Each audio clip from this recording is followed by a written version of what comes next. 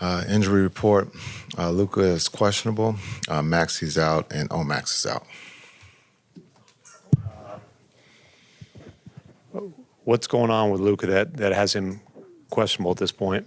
We'll see how he does with his warm-up and then go from there. Has there been any sort of setback or anything in the last couple of days? I wouldn't say setback, soreness.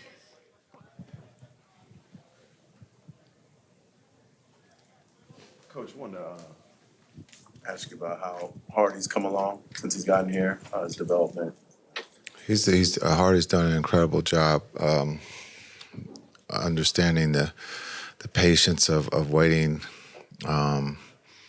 His energy, his attitude has been really, really positive and really good. When you talk about youth, sometimes everyone's in a hurry, but he has shown patience, and when called upon, he's been ready. He works extremely hard on his craft. The development group that works with him should also get some credit with keeping him ready and understanding. A lot of times you will tell someone that you're going to get a chance, but it's hard to see sometimes. But again, he has stayed positive. He's stayed ready, and we've called on him here in this series, and he's responded in a positive way. Jason, Minnesota being down 0-2, you know there are adjustments that are going to come. Do you go in with your game plan the same as games 1 and 2, or do you adjust it based on the adjustments that they do? Yeah, there's always adjustments. There's always talk before or after about adjustments, but a lot of the adjustments happen in game. And so for us, we're going to go out. We have a game plan to try to execute. Sometimes it does work, sometimes it doesn't. So you have to be prepared to pivot and look at doing something else. But I think, the in-game adjustments are bigger than sometimes the ones that we talk about before or after. But again, we know Minnesota has been here before. They've won in that last series, I think, 3 games in Denver. So we have to respect that and understand we're going to get their best shot tonight. I guess this is a little bit related to that. You've never coached with a 2-game lead in the playoffs before. You have to work on your messaging there, sort of remind guys of urgency, or does much change? Yeah, I'm new at this, so we're gonna continue with the same theme that we haven't done anything. So we have to continue to go out and stay hungry, stay together.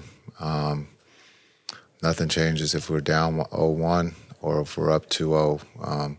It's the first of 4, and so understanding we haven't gotten to 4 yet, so we have to stay hungry. Jason, from your vantage point, being both the current head coach and a former assistant coach, what Minnesota's going through with Micah and Chris Finch, do you have any thoughts on that situation? And if you were in those shoes, how you go about handling it? Yeah, that's a great question. I don't know how Chris does it. As much as he has to first think about his health, and knowing injuries come at the wrong time, but for him to have to sit behind.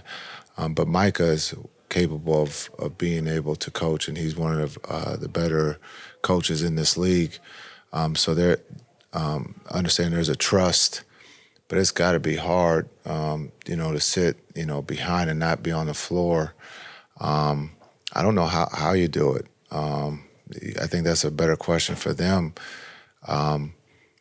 But again, it's not. This isn't new. They've gone through this with Denver, and they had success there with that. So, but it has to be hard for Chris, to go through this and have that freak accident happen, and then have to be sitting behind.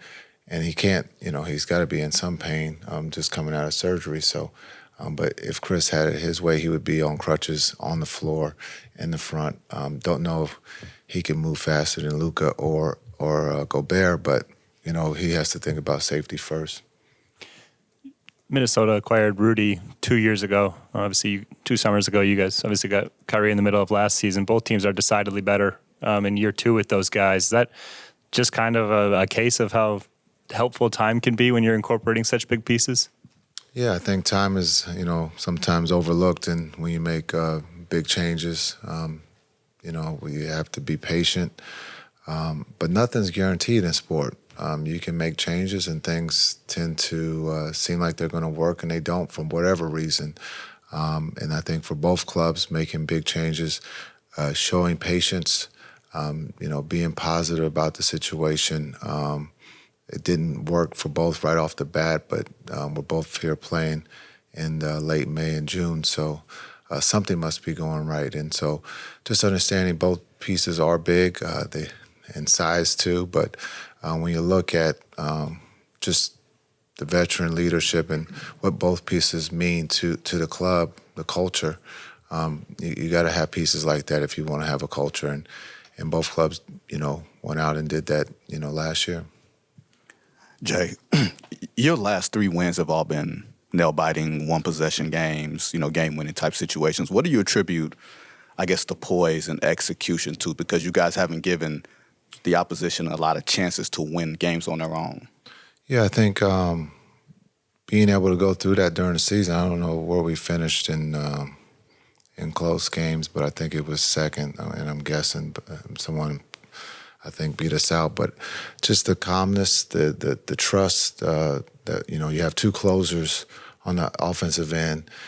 We talk about Luka and Kai, and then the trust that they have with the other 3 on the floor, because PJ's made big shots, lobs to D-Live or Gav, so they understand, and it doesn't have to be them shooting it. A lot of times they believe that they will be double teamed and they're going to have to make the right play as a quarterback. But then also on the defensive end, there's just a trust and understand what we have to do in that moment.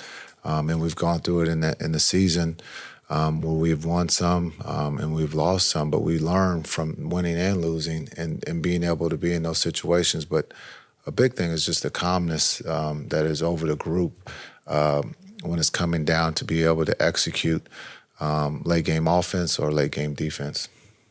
Hey, Jason, we talked already about it in Minnesota, how special it is, you being an NBA champion with the Dallas Mavericks, now you as a coach here. Can you share a little bit how it is now to be here in Dallas now with your first home game? Is it now even more intense? Yeah, I think it's great. This is 2 out of 3 years we've been in the Western Conference Finals, and to be home, understand we believe we have the best fans, and so for us to protect home, understanding where we just came from, Minnesota, being able to, now Minnesota believes that, look, if Dallas can win on the road, they can win, and they've shown that they can do that. So for us, it's about using the crowd getting behind us. But it's a great opportunity to do something that a lot of people didn't think we could do, and so but we just got to take one game at a time, one quarter at a time, and understand that. But this is fun. The city of Dallas has 2 professional teams in the Western Conference when you talk about the Stars and the Mavs. So it's great to be a Dallas fan right now. Jason, speaking of home court advantage, it hasn't meant as much to teams in general this year, and in these playoffs, it seems like that's the same in the Western Conference. I'm wondering if you have any theories as to why that is, that the road teams have had so much success. Yeah, that's a good question. Sport, the game. I mean, just sometimes when you're young, it's easier to be on the road. Maybe I don't really have an answer to that. I'm guessing, but sometimes you can be naive, or you can be where you don't have the experience. You can be down 18. Most veteran clubs would say we did what we had to do. We won. Now we can go home and try to protect home. But sometimes being naive and continue to keep playing, you can find yourself back in the game. So maybe just youth. When you look at this, these are 2 young teams playing in the Western Conference Finals. But I think it's been like that throughout the season. A lot of teams have won on the road. It's hard to protect home because you can look at it as a pressure situation. But for us, we were pretty balanced. We won on the road and we won at home. You know, we're 25 at home and 25 on the road. So we understand we've lost at home.